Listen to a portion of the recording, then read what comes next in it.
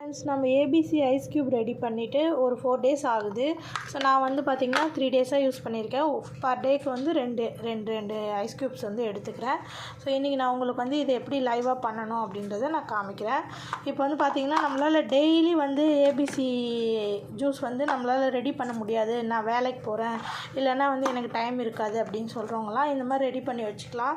தாராளமாக வந்து 10 to 15 days வரைக்கும் இதை வந்து நம்ம யூஸ் பண்ணிக்கலாம். இப்போ பார்த்திங்கன்னா வந்து இந்த 2 ஐஸ் க்யூப் வந்து நம்ம எடுத்து போட்டுக்கலாம். ஸோ இது வந்து சில்லுன்னு தான் இருக்கும் இல்லைங்களா, ஐஸாக தான் இருக்கும். ஸோ லைட்டாக வந்து நம்ம கொஞ்சமாக சால்ட்டு போட்டுக்கலாம். அதுக்கப்புறமா பார்த்திங்கன்னா நல்லா வந்து சூடாக தண்ணி வந்து கொதிக்க வச்சுருக்கேன். ஸோ நம்ம வந்து இந்த பாட்டில் வந்து 300 அளவுக்கு தண்ணி பிடிக்கும்.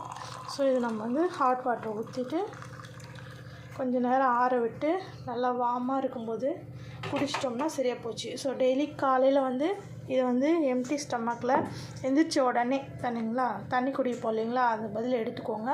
ஸோ நல்லாவே எஃபெக்டிவாக இருக்கும்.